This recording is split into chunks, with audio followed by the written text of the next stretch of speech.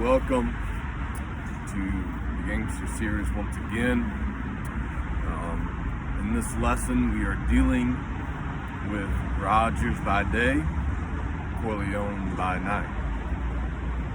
Now, the concept of this still remains true concerning leadership development, organizational progression, and also the greater perspective that we're going to be working moving forward in this series is a greater societal awareness of the roots, the beginning, and the progressions of certain things in our society and communities.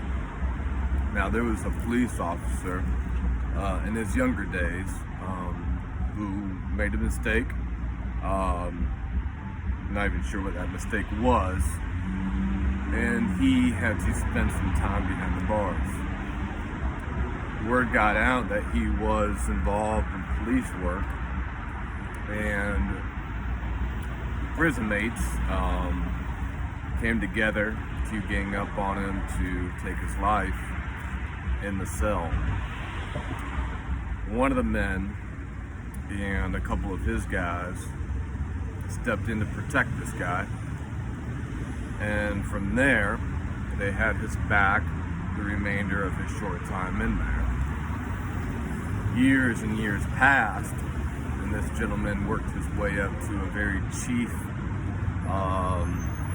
high position with a lot of undercover work, a lot of intelligence, and that gentleman came out, and the favor was returned in the form of working as a CI to make some money as an informant.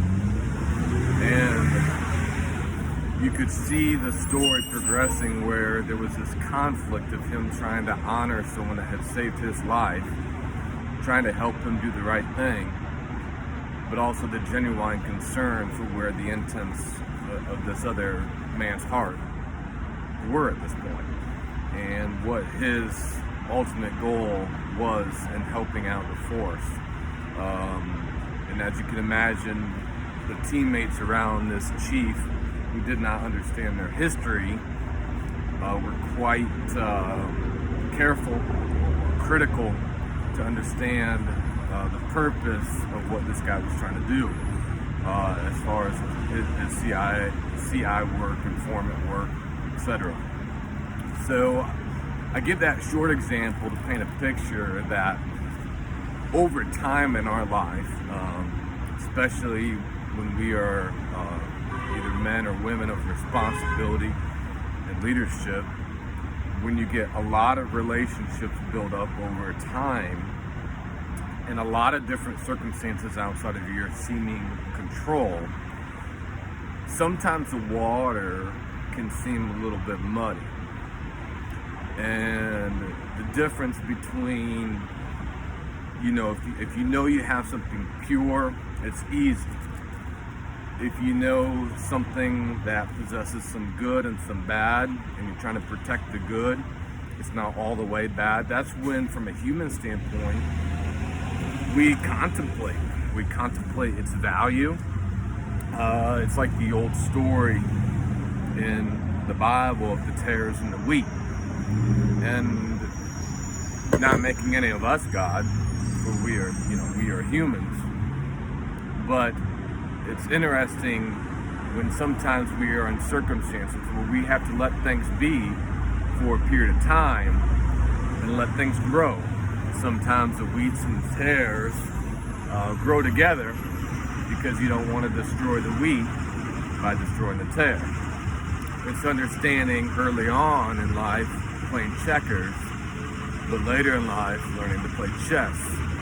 Mr. Rogers, a beloved man, of which I can relate. When you think of what he exemplified, there was a new movie with Tom Hanks, but kindness, giving attention to children and youth development, and the way that he would conduct his affairs, the young men and people that he would kind of put his arm around for no apparent reason, where there's seemingly no return on his investment. It's not like he's getting money for it, but he would just have his own personal responsibility of looking out for people and caring about people and being convicted with the innovation that was in his heart and in his mind. Then you take a different type of character, such as the second generation of the Corleone family, the Godfather trilogy. You find a man who, of the children, he was the one who fought for the U.S. military, the one who went on to college, the one who, the Godfather, would look to be the senator, the one who would conduct legitimate business in life. And you see circumstances coming about where there's an assassination attempt on his father, and circumstances happen, and you find him still wanting to have legitimate business, a legitimate life with his family, and kind of come out from the shadows, if you will. But he's in a constant state of responsibility to want to move things forward, but yet protecting what's important, his family, his legacy, his history, being there for his father. And oftentimes in life, we might get a hole in our ship and the water's coming through, but we're out in the middle of the ocean, so we can't exactly destroy the whole boat and build a brand new boat, because we're in the middle of the ocean, and that's how we might feel anyway.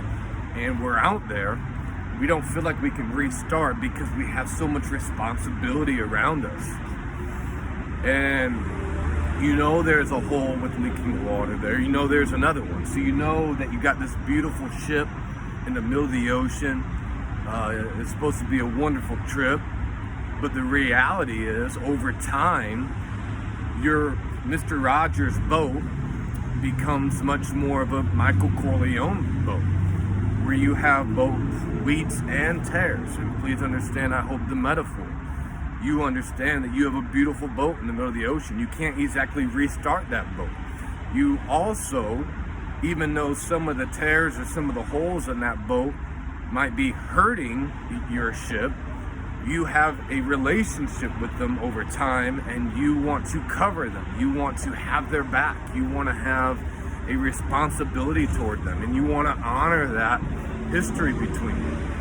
And these holes with water coming in, it's a very intense spot for a leader, because if they keep coming, your whole ship will go under. You will die in corruption.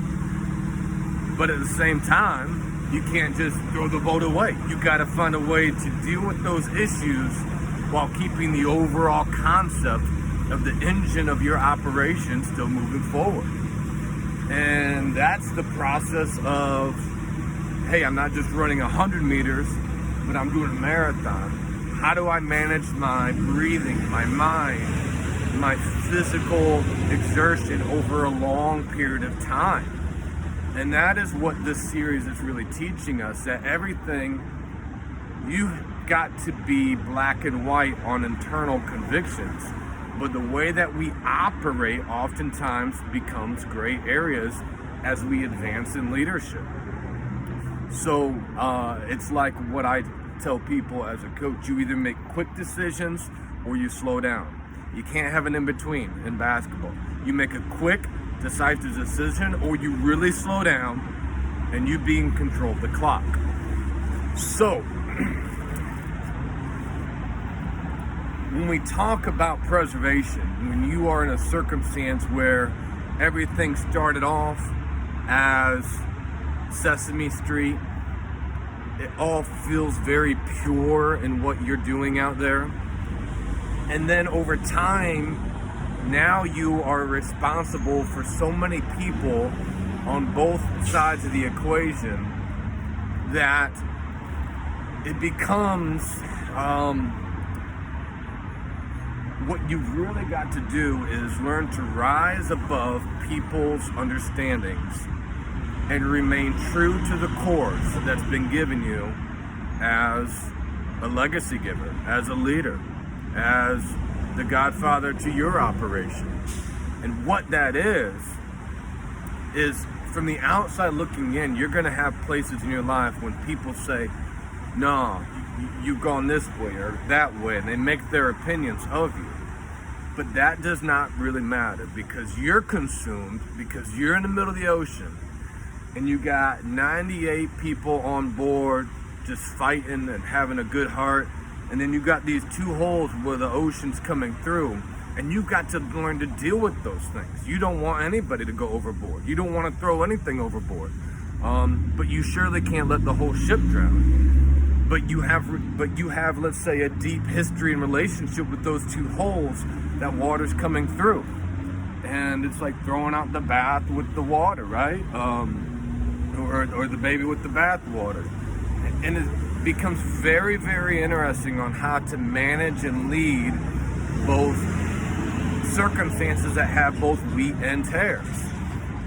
And your point A, and let's say Z, if you will, that's a long road in there. And not everyone is going to understand what letter you are on at the time. And the balance of all of that is to be able to pick apart the good things that you can hold on to. When we say Rogers by day, Corleone by night, it's understanding the balance of those personalities and what they had to deal with on a responsibility level, an execution level, and a character level. And the end result of corruption is the ship sinks in the bottom of the ocean. The legacy doesn't pass on, okay? But also destroying tares too early can also hinder the wheat as well. So it's a careful balance. And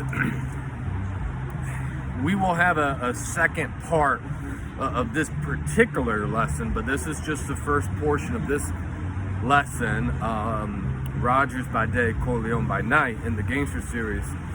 But we're going to take away this key concept before we conclude this particular video session, which you start in the pureness of your own heart, and it's like being robbed. And this is where we're going to start up on the next one.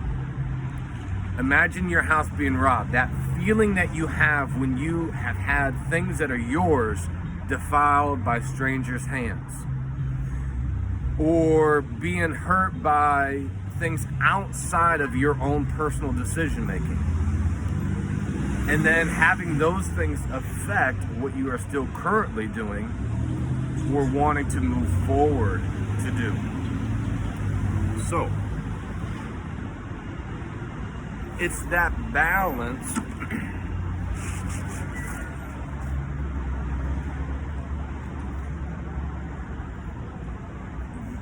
you've tried to make good decisions. Other people have robbed from you and stolen from you. Now you're on the defense. Now you're protecting. Now you can't trust. But yet you still have that same pure heart as the beginning. That's a place that many, many leaders will find themselves into, and that's when they start to feel secluded. That's when they can start to feel lonely, because it's very, very hard to articulate that path to everyone, because usually the response is not just an open ear, it's their 2 cents back to you. So we will move this into part B of this lesson, but this is just a start, and we appreciate you supporting the M5 legacy, the Martz Leadership Services, and we continue to believe in you.